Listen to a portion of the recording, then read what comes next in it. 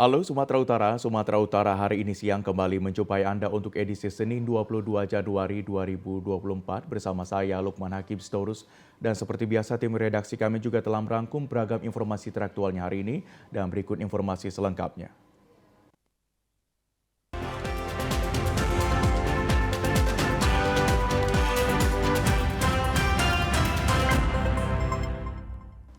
Diduga mengalami remblong, truk kontainer bermuatan minyak goreng pada Minggu malam terbalik di Kelurahan Pekan Labuhan, Kota Medan. Warga sekitar yang melihat minyak goreng tumpah berebut mengambil minyak goreng tersebut.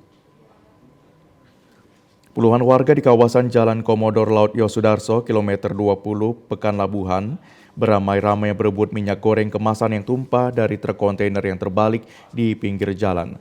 Warga membawa wadah mulai dari ember hingga botol plastik minuman bekas, mengambil tumpahan minyak goreng yang keluar dari celah pintu kontainer.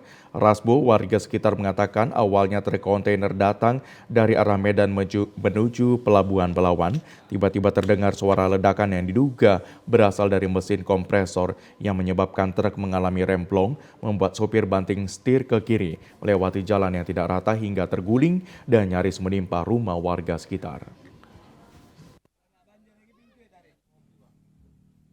Ada korban jiwa, Bang. Sopirnya sendiri? Supirnya udah pergi. Udah pergi ya? Tapi nggak lari tadi. Ada ya? Polisi baru. Pak, ini yang meledak apanya? Kompresor apa? Bannya atau apa? Kompresor tabung angin. Tabung angin. Ya kalau kompresor meledak kan hilang rem. Oh gitu. Jadi nggak bisa lagi lewat sana karena udah nggak ada rem. Beruntung dalam peristiwa ini supir truk dan kernet selamat dan berhasil dievakuasi warga. Sementara itu peristiwa kecelakaan tunggal ini telah ditangani Satlantas Polres Pelabuhan Belawan. Masih banyak ruas jalan yang rusak berat di Kepulauan Nias yang dilalui armada distribusi logistik pemilu 2024. Warga minta pemerintah segera memperbaiki agar pendistribusian logistik berjalan lancar. Penyelenggara pemilu saat ini terus melakukan pendistribusian pemilu 2024 agar berjalan lancar tanpa gangguan. Semua pihak harus mendukung sepenuhnya proses pesta demokrasi dari potensi masalah yang dapat menghambat terwujudnya pesta demokrasi.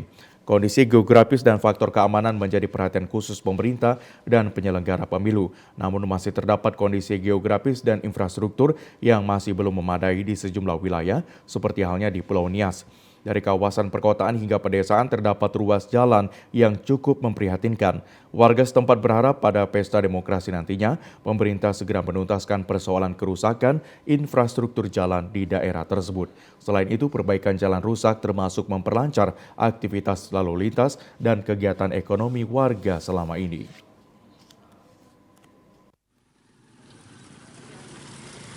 Semoga cepat-cepat diperbaiki lah Pak.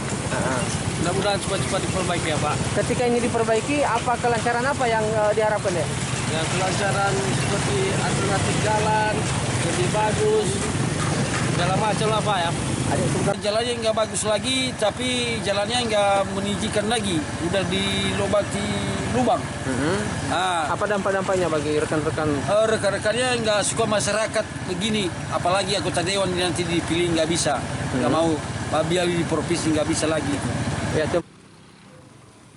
Kasus pencurian kendaraan bermotor semakin menunjukkan angka yang mengkhawatirkan di Kota Medan. Dalam beberapa hari terakhir, Kapolrestabes Medan menghimbau masyarakat agar tetap waspada terhadap para pelaku curanmor dan menjaga kendaraan bermotornya.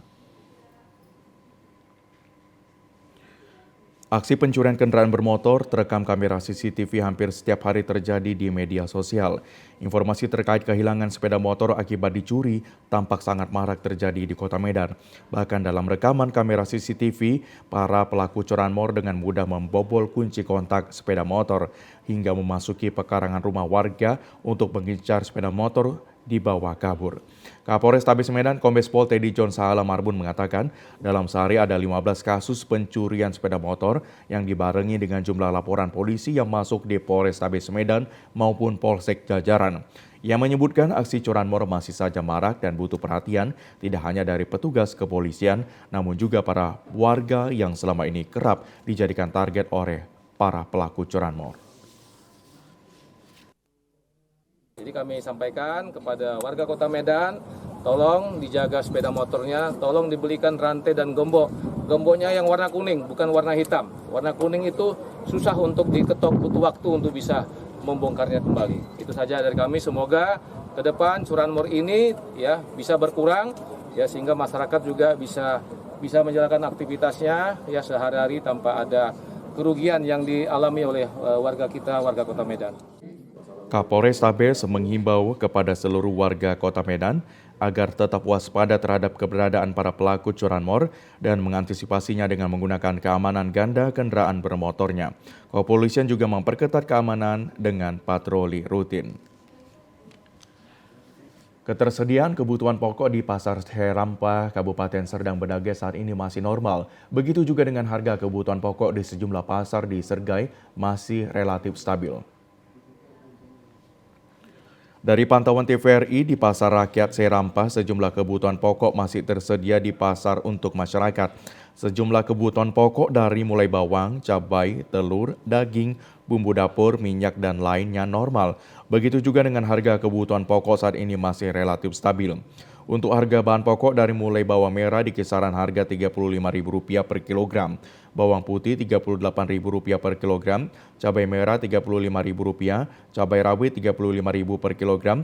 Begitu juga untuk harga kebutuhan lainnya seperti beras masih di harga Rp14.500 per kilogram. Minyak kemasan Rp22.000, minyak makan curah Rp14.000, gula pasir di harga Rp17.500 hingga daging sapi di Pasar Serampah di harga Rp130.000 per kilogramnya. Zebua, salah seorang pedagang di Pasar Serampah mengatakan, saat ini untuk kebutuhan pokok sayur mayur di Pasar Serampah, stoknya masih aman. Begitu juga dengan harga kebutuhan pokok masih relatif stabil.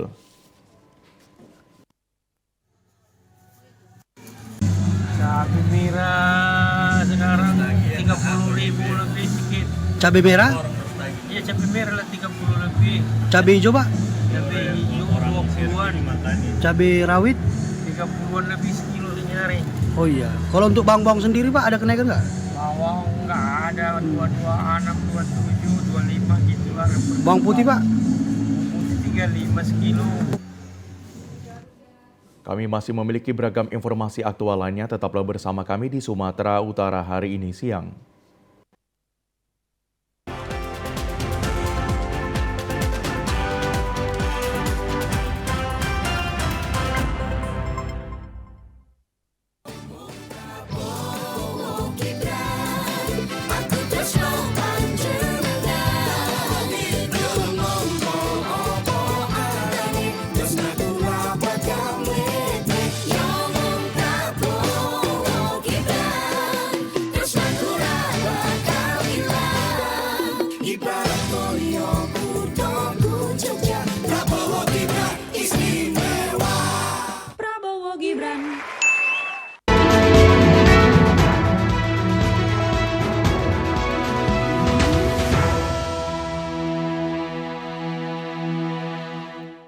Saudara, Komisi Pemilihan Umum Deli Serdang menggelar bimbingan teknis terpadu bersama Panitia Pemilihan Kecamatan, Panitia Pemungutan Suara untuk Pemilihan Umum tahun 2024.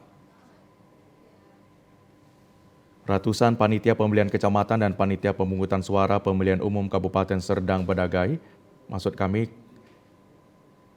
Kabupaten Serdang mengikuti bimbingan teknis kode etik perilaku badan ad hoc, pemungutan dan penghitungan suara serta menggunakan Sirekap dalam pemilihan umum tahun 2024.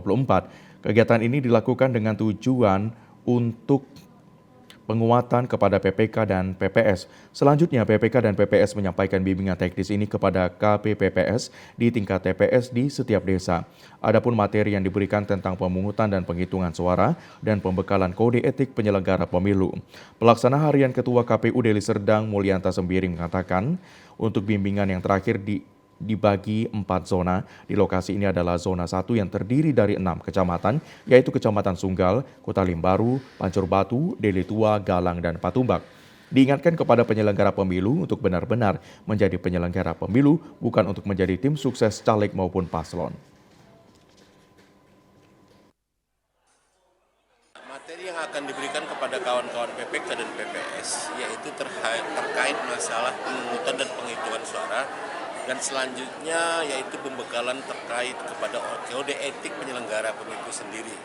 Ya harapan kami sebagai Komisioner KPU Kabupaten Deli Serdang, kiranya kawan-kawan PPK dan kawan-kawan PPS nanti bisa menuangkan dan bisa menelurkan ilmu yang didapat kepada kawan-kawan PPK dan PPS, dan selanjutnya akan diberikan BIMTEK kepada kawan-kawan KPPS. Diharapkan setelah dilakukan BIMTEK ini, seluruh PPK dan PPS Zona 1 dapat menyampaikan apa yang sudah didapatkan dari BIMTEK tersebut kepada KPPS di tingkat TPS setiap desa. Komisi Pemilihan Umum Provinsi Sumatera Utara menetapkan pelaksanaan kampanye rapat umum masing-masing paslon, capres-cawapres dari partai politik pengusung berlangsung 15 hari, serta DPD RI 18 hari.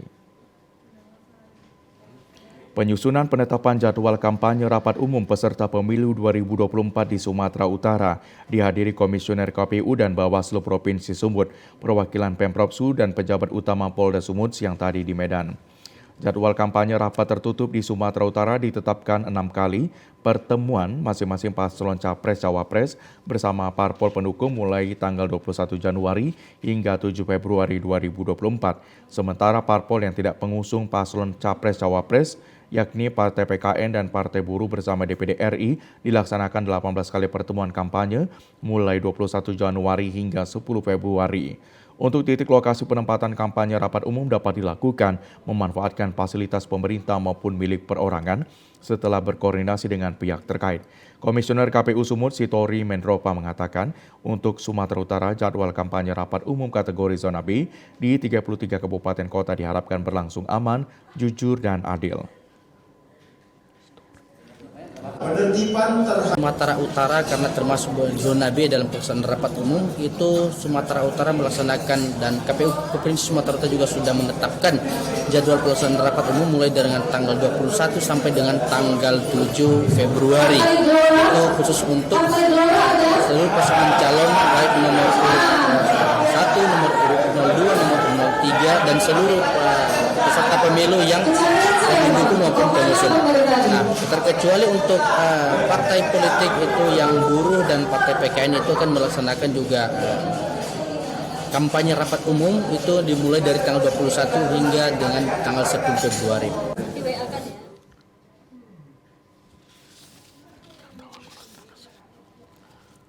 Badan Pengawas Pemilu Kabupaten Tapanuli Tengah menerima 12 laporan masyarakat terkait pelanggaran pemilu 2024. Di antara laporan tersebut terdapat keterlibatan aparatur sipil negara yang diduga ikut melakukan politik praktis. Anggota Bawaslu Tapteng, Romi Pasaribu menjelaskan 12 laporan yang saat ini dalam penanganan Bawaslu Tapteng, 3 laporan telah diselesaikan, sementara 9 laporan lainnya hingga kini masih dalam tahap proses pendalaman. Laporan kasus pelanggaran pemilu yang ditangani Bawaslu Tapanuli Tengah terdapat adanya beberapa oknum ASN yang diduga terlibat langsung dalam politik praktis. Anggota Bawaslu Tapanuli Tengah Romi Pasaribu mengatakan laporan yang paling menyita perhatian keterlibatan ASN yang ditangani Bawaslu Tapteng, di antaranya dugaan pelanggaran pemilu yang masih dalam tahap pemeriksaan, yakni laporan terhadap mantan Sekda Pemkab Tapteng, keterlibatan lurah dan sekdes serta beberapa oknum para kepala desa. Sementara pelanggaran lainnya terkait dengan pengerusakan alat peraga kampanye APK para peserta pemilu. Sementara dalam memproses laporan, Bawaslu Tapteng membutuhkan waktu selama 14 hari kerja.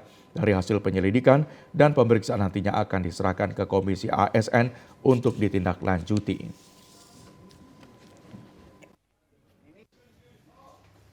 Sejauh ini temuan ada beberapa, cuma lagi dalam proses tahapan.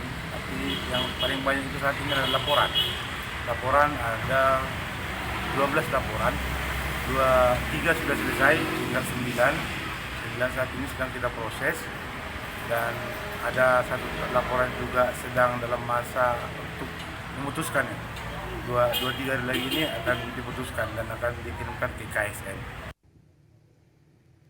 Puluhan mahasiswa se-Labuan Batu Utara tergabung dalam formula bersama siswa kelas 3 SMA melaksanakan deklarasi pemilu damai tanpa ujaran kebencian dan hoaks yang digelar di salah satu warung kopi Kota Aikanopan. Aksi ini digelar oleh puluhan mahasiswa bersama siswa SMA yang duduk di kelas 3 merupakan pemilih pemula. Sebagai bentuk kepedulian dan peran serta dari pemuda pelajar dalam mensukseskan pemilu 2024 yang akan datang. Deklarasi turut disaksikan pejabat kecamatan, komisioner KPU, staf Bawaslu, dan Badan Kesbang Polin Maslabura yang sekaligus memberikan pemaparan dan arahan kepada peserta. Ketua Aksi Sandi Widayawan mengatakan terkait proses pra-pemilu saat pemungutan suara berlangsung, pemuda dapat menggunakan hak pilihnya secara jujur, adil, dan rahasia tanpa ada tekanan dari pihak manapun. Kegiatan ini juga sebagai motivasi terlaksananya deklarasi tersebut bahwa mahasiswa sebagai garda terdepan di masyarakat mendamaikan pemilu pada tahun ini tanpa ujaran kebencian dan menangkis informasi bohong. Agenda dari Forum Mahasiswa Labura bernama Deklarasi Pemilu Damai beserta dialog publik dengan tema Pemilu Tanpa Ujaran Kebencian dan Tanpa Hoax. Kita mengundang beberapa peserta, itu ada dari anak sekolah, yaitu dari kelas 3 SMA, yang mana mereka saat ini menjadi pemilih pemula. Motivasi kegiatan pada hari ini, kami menilai kami sebagai mahasiswa sebagai agent of control. Artinya kami menjadi garda terdepan di masyarakat untuk dapat mendamaikan pemilu pada tahun ini. Komisioner KPU Divisi Hukum dan Pengawasan Darwin mengapresiasi kepada pengurus formula dengan digelarnya deklarasi ini sangat bermanfaat untuk berlangsungnya pemilu mendatang dengan berupaya melakukan sosialisasi agar masyarakat hadir pada tanggal 14 Februari 2024 nantinya menggunakan hak suaranya. Sangat kami apresiasi ya, KPU sangat mengapresiasi kepada teman-teman dari formula dengan acara ini, karena ini sangat bermanfaat bagi penyelenggaraan pemilu kita ke depan, bisa ikut dalam hadir pada 14 Februari nanti dengan melakukan berbagai sosialisasi. Kemarin mereka ini datang ke KPU berdiskusi, mereka menyatakan bahwa mereka ingin mensosialisasikan pemilu kepada masyarakat secara langsung. Dengan adanya deklarasi tersebut, seluruh peserta berharap proses pemilu nantinya dapat berjalan sukses sesuai dengan yang diharapkan. Jangan beranjak dulu, kami akan segera kembali usai jeda berikut. Tetaplah bersama kami di Sumatera Utara hari ini siang.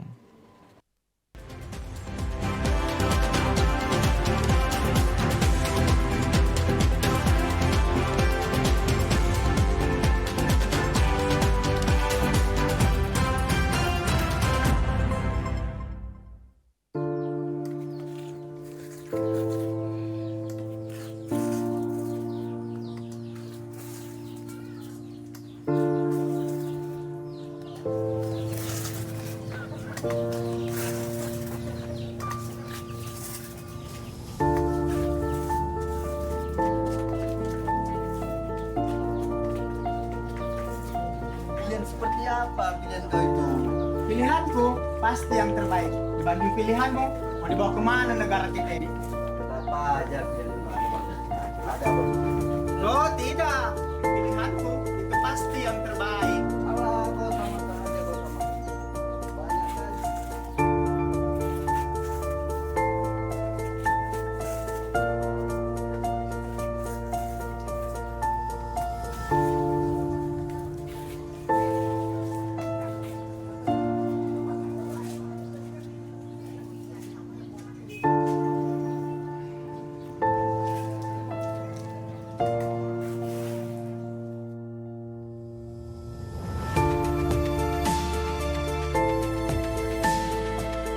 Kita sama, memiliki hak yang sama untuk kemajuan Indonesia 5 tahun ke depan.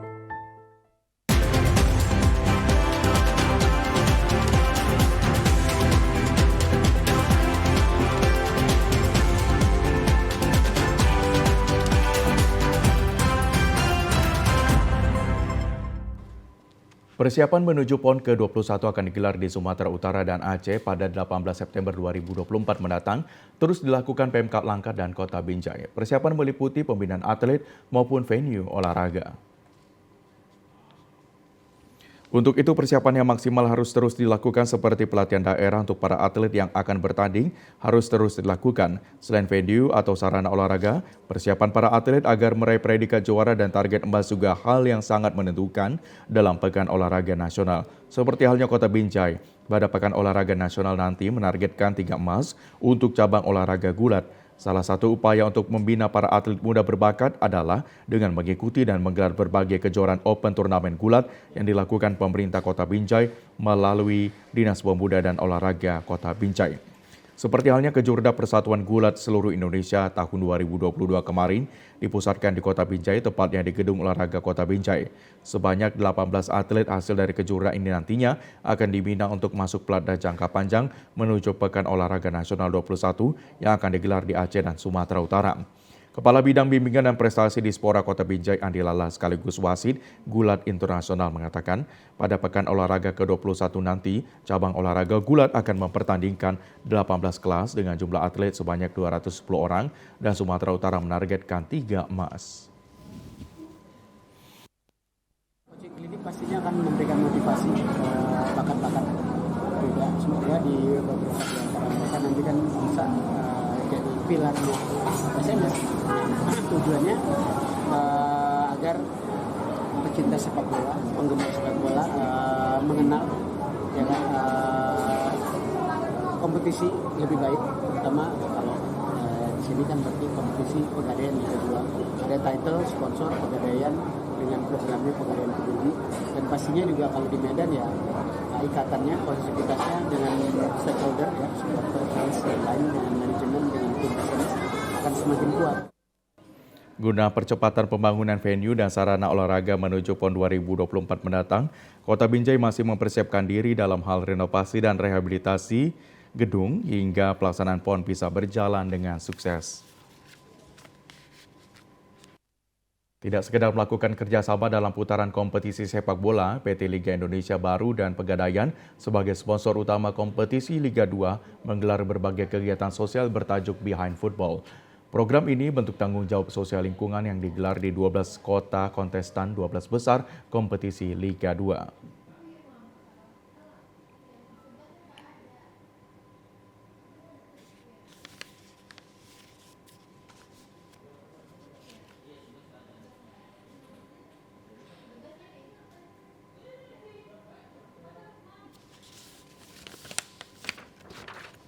Kota Medan menjadi kota ketiga yang disinggahi tim Behind Football PT Liga Indonesia setelah Gresik dan Padang.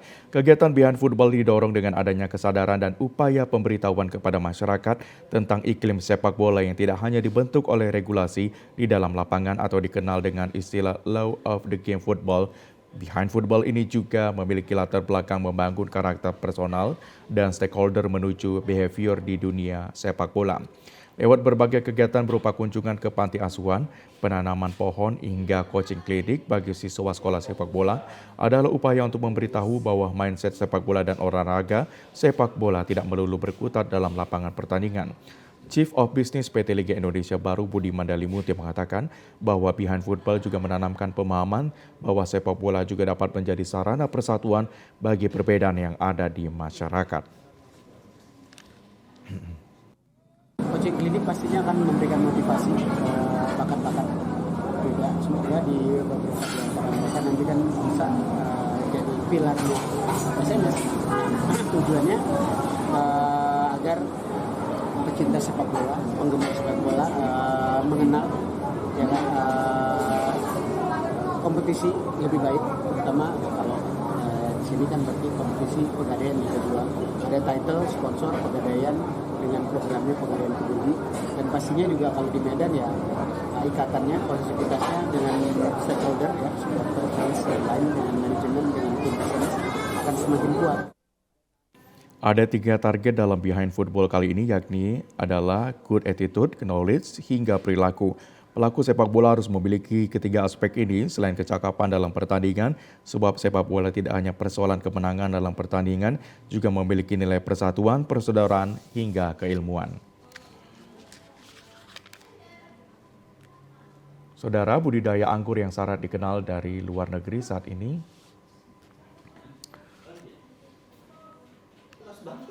baik. Informasi tadi mengakhiri jumpa kita di Sumatera Utara hari ini sore. Mewakili kerabat kerja yang bertugas, saya Lukman Hakim Storus mohon undur diri. Selamat siang, sampai jumpa.